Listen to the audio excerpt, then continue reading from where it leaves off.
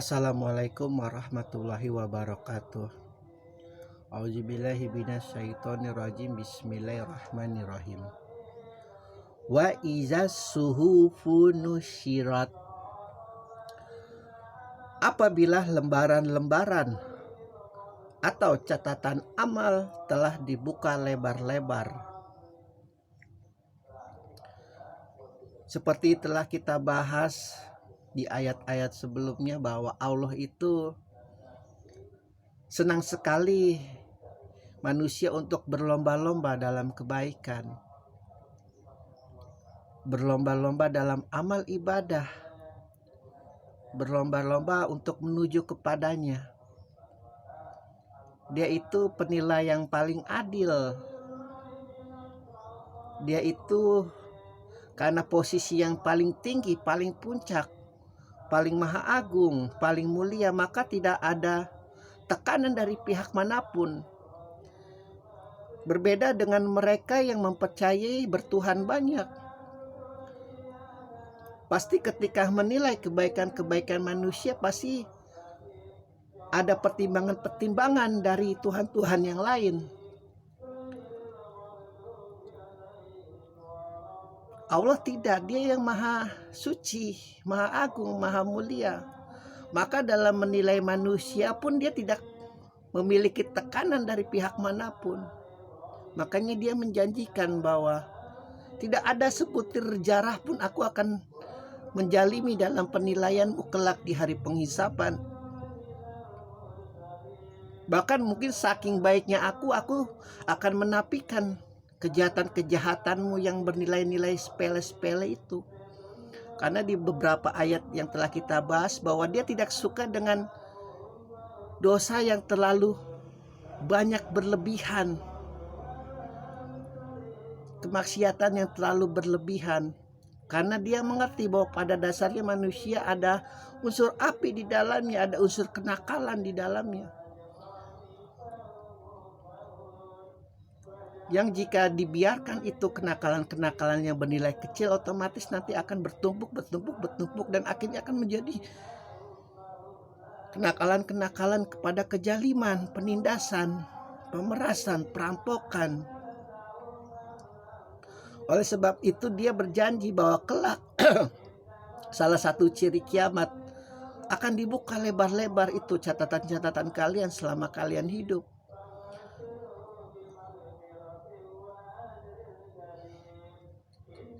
Kebaikan-kebaikan yang dulu engkau lupakan ketika engkau hidup akan Allah ingatkan kembali.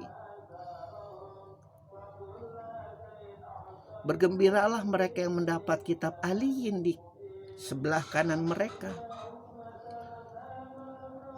Dan sangat terpukullah, sangat sedih hati mereka ketika mereka mendapat kitab sijin di belakang punggung mereka. Jika Allah memastikan bahwa mereka dapat melihat catatan-catatan amal mereka, meskipun di belakang punggung mereka mendapat kitabnya, mereka kelak akan dibuka lebar-lebar catatan amal mereka, dan ternyata tidak mencukupi dengan kemaksiatan mereka, kejaliman mereka, penindasan mereka, pemakanan duit haram mereka, menghalalkan segala cara mereka. Kepercayaan kepada Tuhan yang paling satu, yang paling mulia, yang paling agung itu adalah logika yang paling murni. Oleh sebab itu sebagian tafsir ulama menyatakan, memastikan, meyakini bahwa Islam itu memang sudah ada dari sejak zaman Nabi Adam sampai Rasulullah, sampai kiamat tidak akan pernah hilang. Terlepas dari keyakinan bahwa Islam itu dimulai dari Muhammad. Perilaku Adam ya Islam, perilaku Nuh ya Islam, perilaku Musa ya Islam, perilaku Isa ya Islam. Ketika kitab-kitab Allah diselewengkan oleh Nabi Ulul Azmi yang terakhir, 3 terakhir dari sejak zaman Nabi Daud, dari sejak zaman Nabi Musa, Isa, Zabur, Taurat, Injil menjadi bahan-bahan olahan-olahan yang mendapat unsur-unsur bisikan dari laknatullah. Bagaimana itu kitab Genesisnya Taurat, bagaimana itu kitab Perjanjian Lama dan Barunya Injil. Sudah hilang ketauhidan di dalamnya. Sudah hilang. Meskipun mereka meyakini bahwa itu kitab mereka yang paling nyata, ya tidak apa-apa. Kita doakan saja sesuai dengan kitab mereka perilakunya.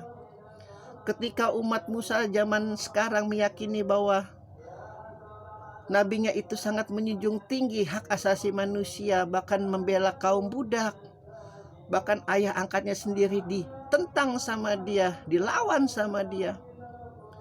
Terus bagaimana logika terbaliknya sekarang?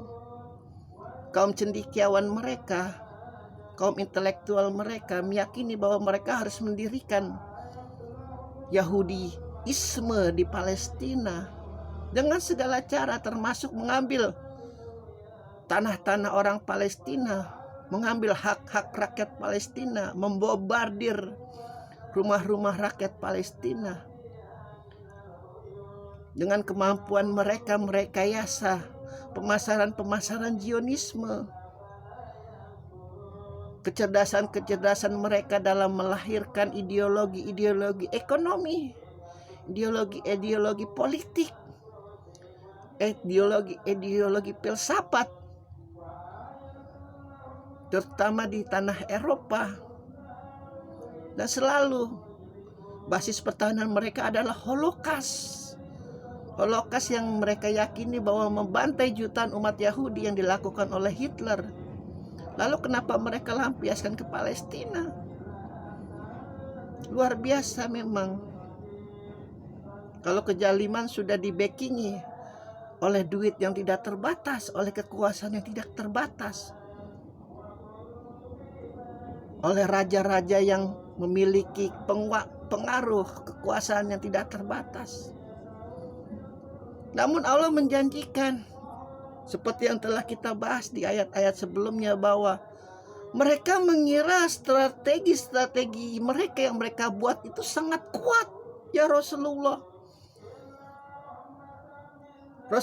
diberi semangat oleh Allah ketika melihat kaum kafir Quraisy memiliki strategi untuk mengekang umat Rasulullah, untuk memanjiri umat Rasulullah dengan kejaliman. Tidak, Rasulullah.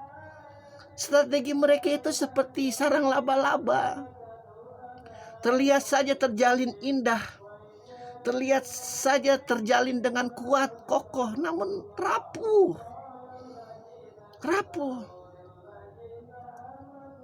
Mereka boleh tidak mempercayai aku adalah Tuhanmu Muhammad, namun jika mereka harusnya mempercayai agama mereka, kitab mereka, apakah di dalam agama mereka, kitab mereka membolehkan kejaliman, membolehkan penindasan, membolehkan mengambil hak orang lain, membolehkan penipuan? Tidak.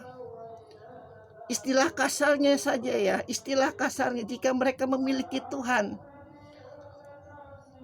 apakah Tuhan mereka mengamini tindakan-tindakan mereka itu? Makanya kau jangan risau.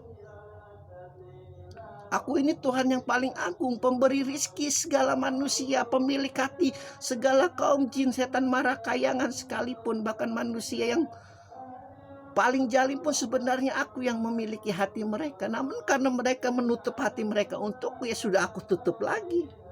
Terbuai dengan panca indera mereka, meyakini bahwa kemewahan yang mereka miliki, rumah-rumah besar, mobil-mobil besar,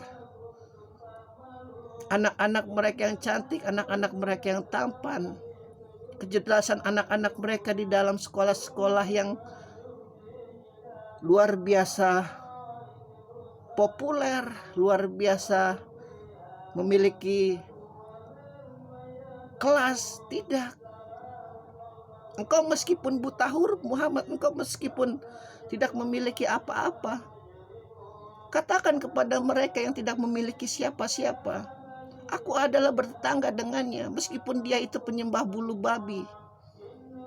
Jika dia benar dalam hidupnya, aku yang melindungi. Meskipun terlihat hidupnya nista, meskipun terlihat hidupnya menderita, Allah menjanjikan akan dibuka lebar-lebar catatan amal kita selama kita hidup. Dan pada saat itu bergembiralah yang mendapat kitab aliyin. Alhamdulillahirabbil alamin.